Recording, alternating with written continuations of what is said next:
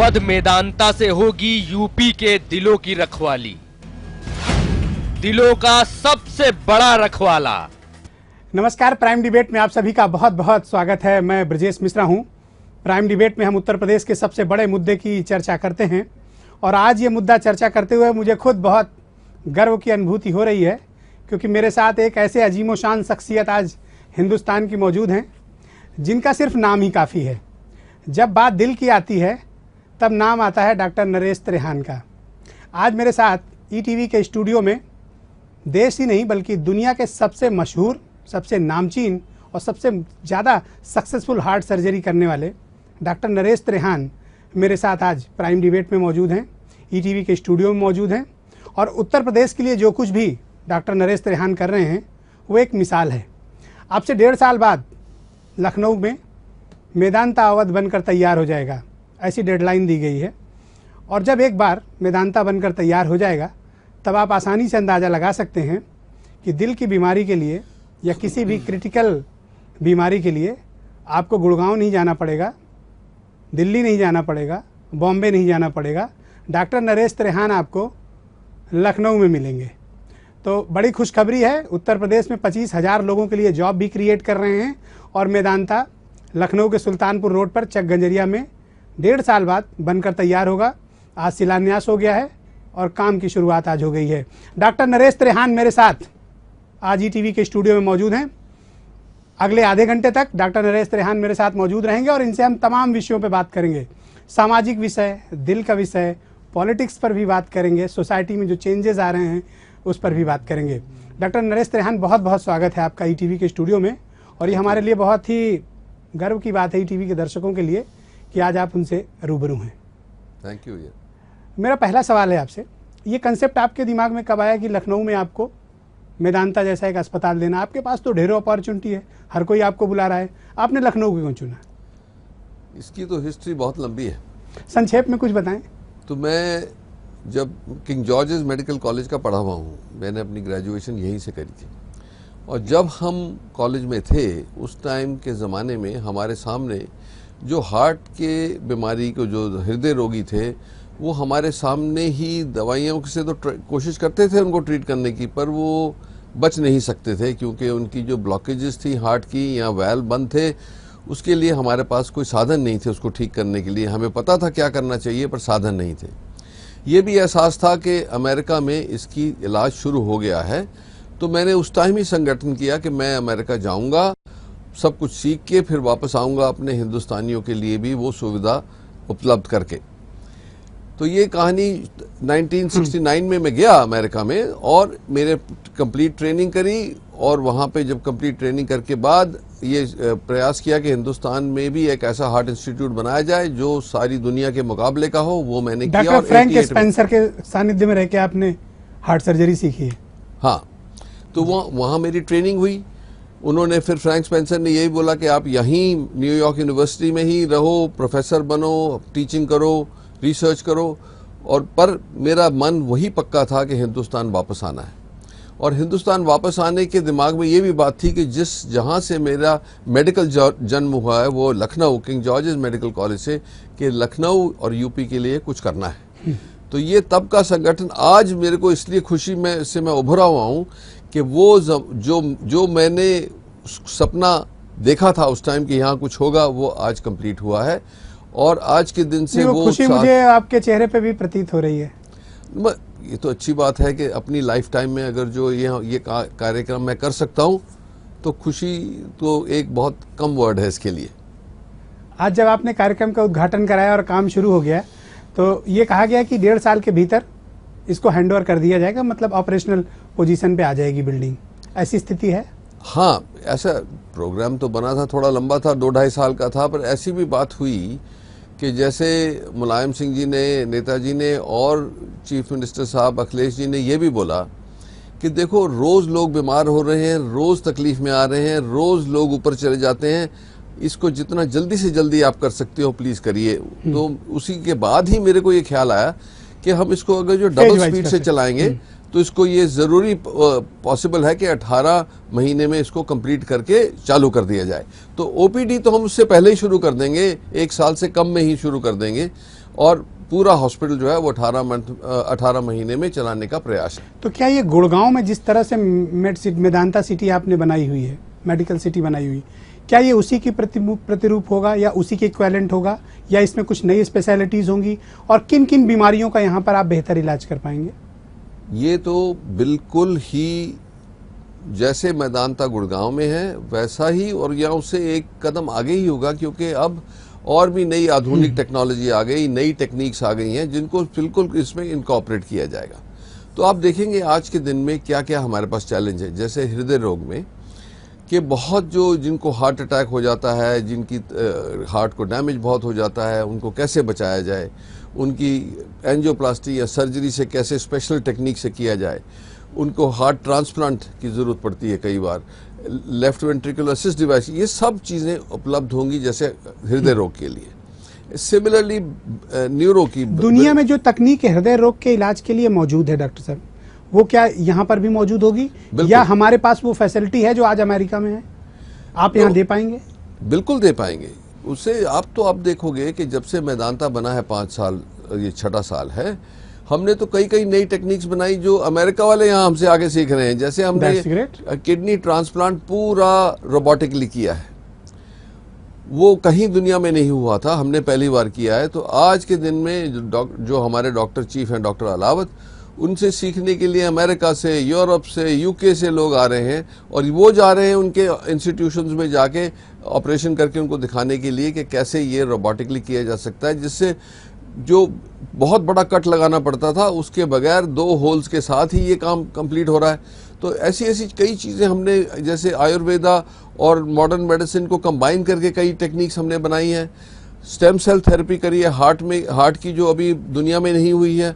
तो ऐसी कई चीज़ें हमारे पास हैं। न्यूरो साइंसेज में, किडनी में, लिवर ट्रांसप्लांट, हमारा सबसे बड़ा living donor transplant, liver transplant का प्रोग्राम है। सो ये कई चीज़ें वहाँ हैं जो आज तक हिंदुस्तान में भी अवेलेबल नहीं थी और जो दुनिया में भी कुछ कम दर्जे पे हैं। अब जैसे साइबर नाइफ है कैंसर ट्रीटमेंट के लिए, ये टोमोथेरेपी है, ये सब एक छत के नीचे कहीं नहीं है। तो सारी क्रिटिकल जो बीमारियां हैं उन सब का इलाज यहाँ पर उपलब्ध होगा? हाँ बिल्कुल होगा। ये आने वाले टाइम में ये ऐसा होगा कि आज के दिन जो लोगों को यूपी से बाहर जाना पड़ता है, लखनऊ से बाहर जाना पड़ता है, उसकी बिल्कुल ज़रूरत नहीं होगी। और ये भी होगा कि बाहर से लोग यहाँ आएंगे, नहीं कि हिंदुस्तान की नेबरिंग स्टेट से भी आएंगे, पर ओवरसीज से भी, विदेशों से भी लोग यहाँ आएंगे। तो ये उम्मीद है कि ये नॉर्थ इंडिया का मेदांता होगा। हाँ, एक तो गुड़गांव तो है ही है, वो तो मदरशिप है ही, और उसके साथ वो 1300 बेड का, ये 1000 का होगा। इसमें सारी उपलब्ध होंगी और सब लोगों के लिए ये सुविधा उपलब्ध होगी। ये सबसे बड़ी बात है। आज जब मैंने लोगों को बताया, अपने दोस्तों को, कि मैं आज डॉक्टर नरेश त्रेहान का इंटरव्यू करूंगा, तो मेरे दोस्तों ने 2 सवाल आपसे पूछने को कहे हैं।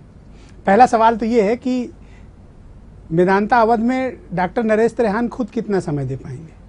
नहीं, मैं तो आया करूंगा, हर महीने 2-4 दिन निकालूंगा यहाँ पे। वो तो, और मेरी सबसे बड़ी बात ये कि हमने सब इंस्टीट्यूट्स ने इतने ट्रेनीज रखे हुए हैं। जैसे मेरे 9 सर्जन हैं जो मेरे साथ 20 साल से काम कर रहे हैं, वो मेरे हर एक ऑपरेशन दुनिया के तबके का कर सकते हैं। तो जो टीम्स यहाँ आएंगी हमारी, वो भी वही टीम्स हैं जो या हमारे से ट्रेन हुई है, या मैं अभी से लखनऊ से या यूपी से लोग डॉक्टर्स को इनवाइट कर रहा हूँ कि आप आके हमारे साथ रहें। जब तक ये कंप्लीट होगा तब तक आपको सारी वो टेक्निक्स भी जो जैसे हम करते हैं मेदांता में, वही रेप्लिकेट कर सकेंगे आप। तो ये तो आज ऑलरेडी जारी हो गया है। प्रोफेशनल एक्सीलेंसी आप यहाँ उपलब्ध करा पाएंगे? बिल्कुल। आप देखो, मैं भी तो लखनऊ का पढ़ा हुआ हूँ। आज जो मेरे साथ 5 चेयरमैन आए हुए हैं जो दुनिया के तबके के चेयरमैन हैं, वो सारे ही यूपी से या लखनऊ से या SGPGI के हैं या कानपुर के मेडिकल कॉलेज से। तो आप देखेंगे कि आज के दिन यूपी की एजुकेशन, मेडिकल एजुकेशन जो थी, जो आज है, जो ऐसे अच्छे कॉलेजेस में थी, ये लोगों ने सारी दुनिया में झंडा फैलाया है, यूपी का फैलाया है। तो इसलिए मुझे बिल्कुल कोई शंका नहीं है कि हाईएस्ट क्वालिटी के डॉक्टर हमें मिलेंगे, हमारे साथ भी हैं, और हम वही स्टैंडर्ड जो गुड़गांव में प्रोड्यूस करते हैं वो लखनऊ में कर सकेंगे। दूसरा सवाल मेरे दोस्तों ने ये आपसे पूछने को कहा है कि मेदांता में इलाज बहुत महंगा होता है, गरीब लोगों की पहुँच का नहीं है, इवन कि मध्यम वर्ग के लिए भी बड़ी मुश्किलें आती हैं। तो क्या यहाँ पर कुछ विशेष सुविधाएं आप रखेंगे ताकि जो कम आय वर्ग के लोग हैं उनको भी आपके हाथों का बेहतर इलाज मिले कम पैसे में? एक तो ये गलतफहमी है कि मैदानता बहुत महंगा है। ये परसेप्शन है डॉक्टर त्रेहान। नहीं, परसेप्शन, बिल्डिंग देख के किसी को परसेप्शन हो जाए तो बात अलग है, पर अगर जो आप आएंगे तो आप देखेंगे कि हमारा मिशन ये है कि highest quality of care with compassion at affordable cost. तो हम जितना कम से कम सेफ्टी से कर सकते हैं कि जो चीज़ पूरी सेफ्टी हो, रिजल्ट बेस्ट हो और कम से कम कॉस्ट हो, वो हमारा प्रयास है। आज के दिन में 2 लाख में हार्ट सर्जरी करना जिस तरीके से हम करते हैं, जिस केयर से हम करते हैं, जिस फैसिलिटी से करते हैं, इन्फेक्शन रेट बिल्कुल नहीं है, मोर्टेलिटी सबसे कम है, वो देखना है आपने। अच्छा, अब आपका क्वेश्चन मैं आंसर करता हूं अबाउट कि यूपी से अगर जो कोई जाएगा दिल्ली, उसका डबल खर्चा हो जाएगा। एक तो हॉस्पिटल का खर्चा तो है ही है, साथ फैमिली जाएगी जो बाहर रहेगी, तो डबल बर्डन पड़ता है। आज के दिन में अगर जो वो लखनऊ में ही का बंदा है या कानपुर का है या यूपी का है, वो लखनऊ में तो उसकी कॉस्ट भी कम होगी, फैमिली भी, कोई रिश्तेदार भी हैं, तो ये इसका बेनिफिट बहुत डबल है। जैसे हमने अभी एमपी में खोला तो वही सुविधा, वही लोग जो हमारे पास इंदौर या एमपी से आते थे, वो तो इतने खुश हैं कि यहाँ पे आपने खोल दिया और इतने अच्छे रिजल्ट आ रहे हैं कि हमारे लिए जो कॉस्ट है वो आधी हो गई, हम अपनी फैमिली के साथ रहते हैं, खाना और पीना वगैरह जो है वो सब वही खान पान जो हमारी स्टेट में है वही हमारे लायक है, तो हम बहुत कंफर्टेबल हैं। तो ये हमारा एक एक्सपीरियंस है। झारखंड में भी खोला है मैदानता, यूपी में तो बड़ा है। पूरी यूपी में जो लखनऊ के लिए बनाया है वो तो वो मैदानता है जो दिल्ली गुड़गांव वाला उसी के मार्के का है। तो ये तो बहुत खुशी है तो कि गरीबों के लिए कुछ उसमें विशेष आप छूट रखेंगे, कुछ ऐसा रखेंगे? हाँ, ताकि वो हमारे जो पास लोग है। ये सुन रहे हैं इस वक्त, सबके चेहरे पे चमक है कि डॉक्टर त्रेहान लखनऊ आ रहे हैं, हॉस्पिटल खोल रहे हैं, ये सबके लिए बड़े गर्व की बात है और सारे लोग बहुत खुश हैं। तो ऐसे में अगर आप उनको ये विशेष तौर पर गिफ्ट दे पाएं कि गरीबों का इलाज सस्ते में करेंगे, ये पक्की बात है। मैंने मुख्यमंत्री जी से भी बात करी इस पे ऊपर कि हमारे पास बीपीएल वालों के लिए भी सुविधा है, ईडब्ल्यूएस वालों के लिए भी है और जो प्राइवेट इंश्योरेंस या प्राइवेट पॉकेट उनके लिए भी है। सबसे बड़ी बात यह है कि मैदानता का जहन ये है कि अमीर आदमी और गरीब आदमी की लाइफ में कोई अंतर नहीं है। जो ट्रीटमेंट अमीर की होगी वही गरीब की होगी, चाहे उसकी जो कॉस्ट उनको पड़ेगी वो आधी होगी।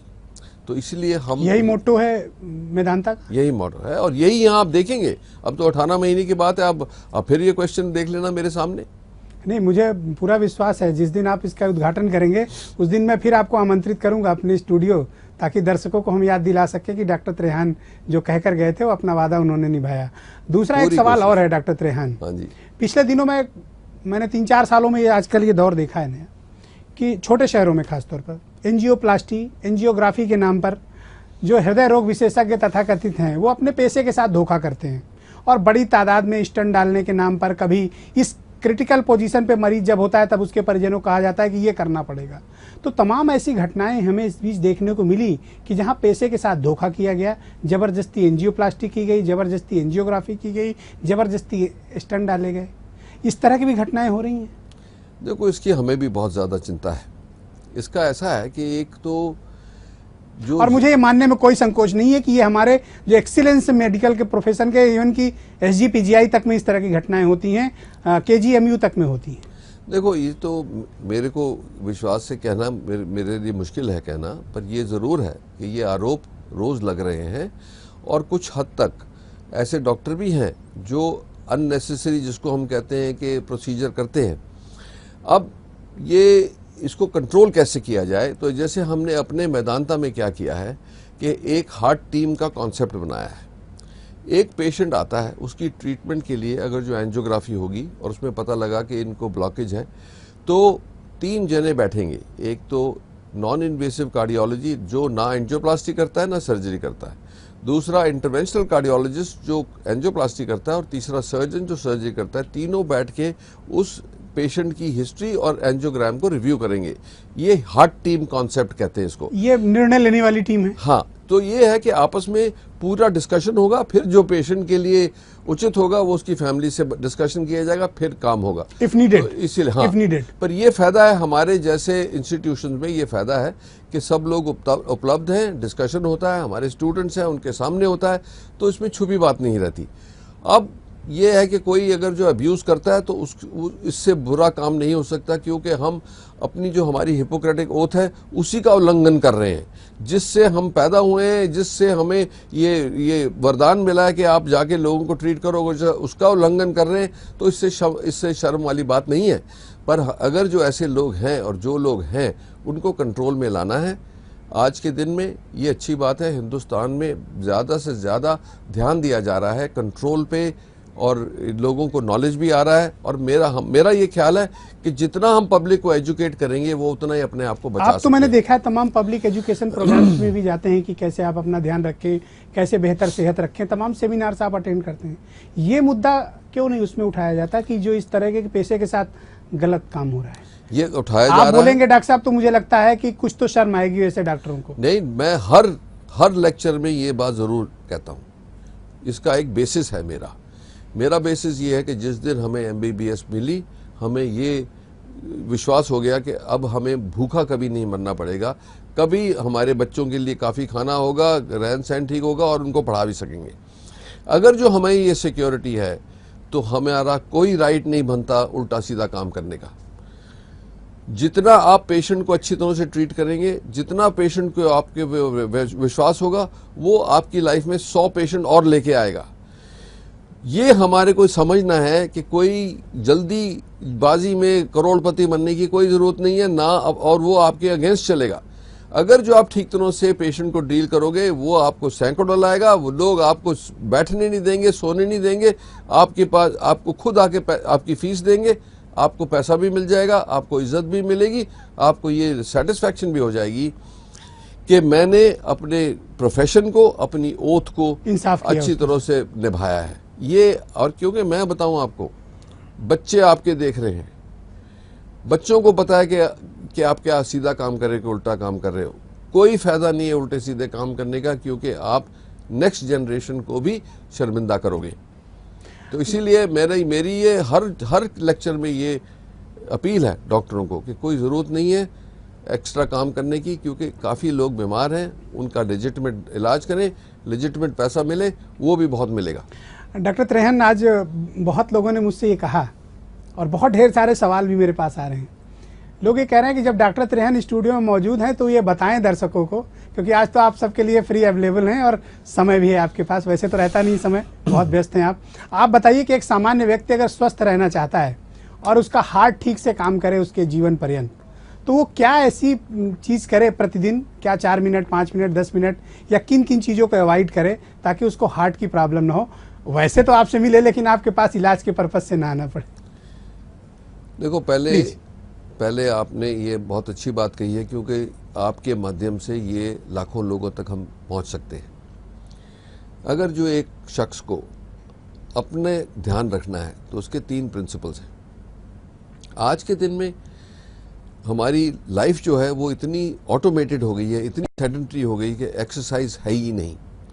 एक बॉडी को स्वस्थ रहने के लिए एटलीस्ट आधा घंटा या 40 मिनट तक ब्रिस्क एक्सरसाइज करनी चाहिए, एटलीस्ट हफ्ते में 5 बार। तो आप ब्रिस्क वॉक पे जाएं, या आप ट्रेडमिल पे चढ़ें, चाहे साइकिल चलाएं, चाहे और कोई स्पोर्ट्स खेलें, ये आपकी लाइफ में एक पक्का हफ्ते में 5 दिन अनिवार्य। बिल्कुल, अगर जो आप ऐसा करेंगे आपकी बॉडी सर्कुलेशन ठीक रहेगा, स्वस्थ रहेगी, और कोलेस्ट्रॉल और हृदय रोग की बीमारी कम से कम होगी। दूसरा, हमें अपनी डाइट का ख्याल रखना है, क्योंकि आज के दिन में व्यायाम कम हो गया, जो कंजम्पशन ज़्यादा है, और खाना जो है वो बहुत रिच हो गया, क्योंकि अब इकोनॉमिक कंडीशन भी इम्प्रूव हुई है, खाना भी आजकल हिंदुस्तान में मिल रहा है। तो हम तली हुई चीज़ों से और मीठी चीज़ों पे कंट्रोल रखें, जितना कम से कम खा सके ये चीज़ें, उससे दूर रहें। दूध और क्या कम खाएं जिससे आपको इस तरह की प्रॉब्लम? मैं बता रहा हूँ ना, जैसे तली हुई चीज़ें हैं, हमारी डाइट में तली हुई चीज़ें का बहुत प्रोपोर्शन है। जैसे पकौड़े खा लिए, समोसे खा लिए, इंडियन कल्चर का पूरी खा ली, ये तो इसलिए इसको खाना का मना नहीं है हेल्थी आदमी को, पर इसको प्रोपोर्शन में खाएं। अगर जो आपने हफ्ते में 1-2 पूरी खा ली, वो हानिकारक नहीं होगा, पर अगर जो आप रोज ही 2-4 पूरी खाओगे तो फिर मुश्किल होगी। इसीलिए मैं कह रहा हूं कि आप अपने आप को प्रोपोर्शन में रखें।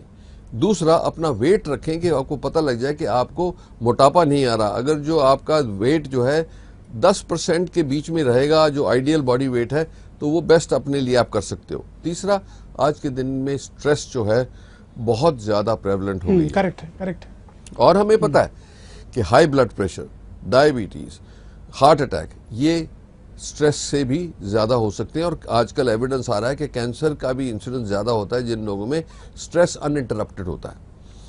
तो इसका जो हमने इलाज निकाला है, आप 15 मिनट एटलीस्ट अगर जो आप विपासना सीख सकते हैं तो ब्रीदिंग एक्सरसाइज रोज करें, वो 15 मिनट में भी आपका जो स्ट्रेस है वो ऑलमोस्ट खत्म हो जाएगा और आप नेक्स्ट डे के लिए बिल्कुल तैयार हो जाएंगे। तो अगर जो आप पूछेंगे कि मैं अपने लिए क्या करता हूं, तो मैं योगा हफ्ते में 3 बार और एक्सरसाइज हफ्ते में 4 बार करता हूं। तो कितना समय आप दे पाते हैं 45 मिनट। एक्सरसाइज और में? योगा भी जो है काफी एक्सरसाइज होती है, जैसे 30 अगर जो सूर्य नमस्कार आप करोगे और ब्रीदिंग एक्सरसाइज करोगे तो वो पूरी एक्सरसाइज है। तो इसीलिए अगर जो आप अपनी लाइफ में एक सिर्फ ये चीज रखेंगे तो जितना भी मर्जी काम करें, जितनी भी मर्जी आपके सामने ऑब्स्टिकल आएंगी, आप उससे बहुत अच्छी तरह से डील कर सकते हो। इतना ही करना है, खाना इंटेलिजेंटली, खाना कम और एक्सरसाइज रेगुलर, ये 3 चीज आप करके साथ में योगा जोड़ लो तो आप बिल्कुल अपने आप के लिए जो बेस्ट कर सकते हो वो करोगे। और अपने वेट में आप नियंत्रण रखिए। हाँ, 30 साल 10% की का उम्र, फ्लक्चुएशन ठीक है। 30 साल की उम्र तक से पहले एक बार पूरा बॉडी चेकअप हो जाना चाहिए। ये पता लग जाए किसको टेंडेंसी है हाई ब्लड प्रेशर की, किसको टेंडेंसी है हाई कोलेस्ट्रॉल की, किसको ब्लड शुगर की, और ज्यादा स्ट्रेस किसको है। इससे हमें ये एक गाइड मिल जाएगा कि हमने अपने आप को कैसे बचाना है। अगर जो किसी का हाई ब्लड प्रेशर है तो एक्सरसाइज और योगा से ठीक हो जाए तो बहुत अच्छा, नहीं तो कुछ दवाइयों से कर सकते हैं। सिमिलरली डायबिटीज को बचा सकते हैं, सिमिलरली हम हार्ट अटैक से बचा सकते हैं। तो आपकी क्या गुर ये है, 3 चीजें जो मैंने पहले बताई आपको, और एक चेकअप 30 ईयर्स की लाइफ पहले। 2 चेतावनी और मैं देना चाहूंगा। एक चेतावनी है कि जिनके फैमिली में जैसे माता पिता को हार्ट की बीमारी हो, हृदय रोग हो, उनके बच्चों को डबल चांस होगा हृदय रोग होने का। तो उनका चेकअप तो हम 25 साल पर ही कर लेते हैं कि देखने के उनके रिस्क फैक्टर्स हैं कि नहीं, क्योंकि अगर जो हम उस लेवल पे हम बचा लेंगे तो कई हद तक हम उनको उस स्टेज तक पहुंचने ही नहीं देंगे कि उनको एंजियोप्लास्टी या सर्जरी की जरूरत पड़े। दूसरा, जिनके माता पिता को डायबिटीज है, अगर जो एक को है तो बच्चों को 25% चांस होगा जेनेटिक है? डायबिटीज। हाँ, जेनेटिक है दोनों ही। और अगर जो दोनों पेरेंट्स को है तो 50% चांस है कि बच्चों को डायबिटीज होगी। अगर जो ऐसा है, हमें पहले ही एहसास हो जाए, हम पहले ही अपनी बॉडी को ठीक कर लें, तो बहुत हद तक हमें डायबिटीज के शिकार नहीं होंगे। तो इसीलिए ये छोटी छोटी बातों को समझने से और ये इस पे थोड़ा अमल करने से और अपने दिमाग में ये बैठाने में कि मुझे स्वस्थ रहना है, क्योंकि अगर जो आप मोटापा आएगा, आपको हार्ट की बीमारी होगी, डायबिटीज होगी, घुटनों में के जॉइंट्स चले जाएंगे, वो रिप्लेस कराने पड़ेंगे, ये तो मिजरी बढ़ती ही जाएगी। इसीलिए अगर जो जल्दी ही आप मन में बैठा लें कि अपने आप को हेल्थी रखना है और ये जो अमल करेंगे आप, तो ये हो सकता है कि मेरी ज़रूरत ना ही पड़े, ये अच्छी बात है। डॉक्टर नरेश त्रेहन, बहुत बहुत शुक्रिया आपका मेरे साथ आज ईटीवी के स्टूडियो में इस प्राइम डिबेट के कार्यक्रम में शिरकत करने के लिए। और जो आज आपने बातें शेयर की हैं, मुझे उम्मीद है कि लाखों करोड़ों लोगों ने आज आपको लाइव सुन रहे हैं। तो जाहिर सी बात है कि जो 3 आपने प्रिंसिपल्स लाइफ के बताए हैं, अगर लोग उसको अपनाएंगे तो शायद मेदांता भी कम आना पड़ेगा और लोग ज़्यादा बेहतर स्वस्थ रहेंगे।